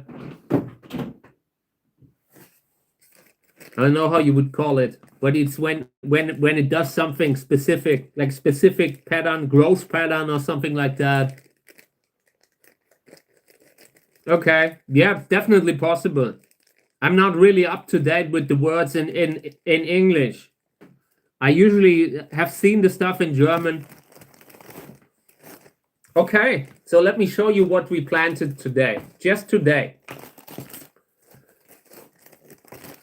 So this one, this one, this one, and this one.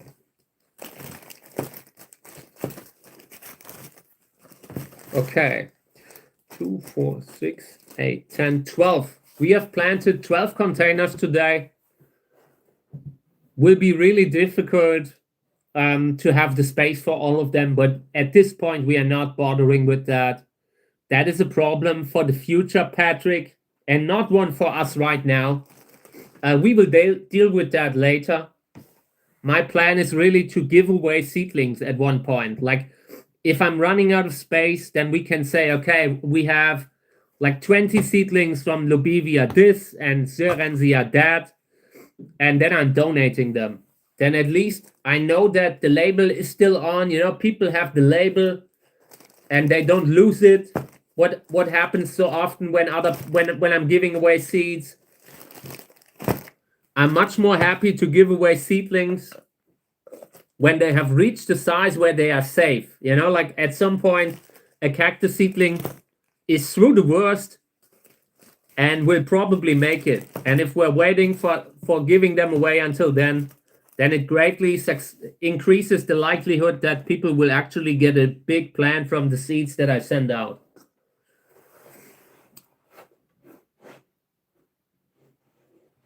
That I haven't heard that before, TJ. I haven't heard that before, but we will leave it on for Ron, okay? We will leave that on for Ron. We will do that tomorrow. Tomorrow we continue to sow out, and I will not slow down until we have planted everything that's in this box. And the reason is simply because they otherwise become unviable. This is good stuff, all of it. And we will grow some good stuff here now. So tomorrow we continue probably planting again. Yeah, and had a lot of fun today. Yeah, I will probably have to build something, you know, maybe a few more shelves with a little LED lamp, nothing that's so expensive. For the stuff that we're doing in the future, I really want to have a relatively affordable setup which doesn't cost so many electricity costs. With the little cacti here, you don't need that excessively expensive plant lamp, you know? The one that I'm using right now, it has maybe 150 watt. And you don't need that. Like you can grow a little cacti with a very mediocre LED panel. And I have a bunch that we will use up. So yeah. Okay, guys. I had a lot of fun today. Was one of the funnest live streams I've had recently. And yeah, it was great to be here again. I enjoyed that stuff. Also because you can really see what's growing here. We have something good here and I enjoy every day. So thank you always for making that experience, you know, like, because if I would be alone here, it would be super boring. It would be super eventless. And yeah, I love it. Yeah, I have a good 10 LED panels that are like 14 watt, only charge 14 watt of electricity. And I will try to build these, maybe integrate them into a shelf or something like that. But yeah, we have to build it. If I need any assistance, I will ask you. So thank you, everyone. I greatly appreciated today's live stream. Always fun. And I will be back again tomorrow, same time. And yeah, maybe we're doing videos today. Not sure if I will be able to film much, depending on if it's raining or not. But yeah, new time lapse coming today. Thank you, guys. This was all. I wish you all a great day. Hope you have like a superb rest of the day wherever you are. Enjoy it. Take some time for yourselves. And I'll be back again tomorrow, same time, starting at 10. Thank you all. It was amazing. I love it.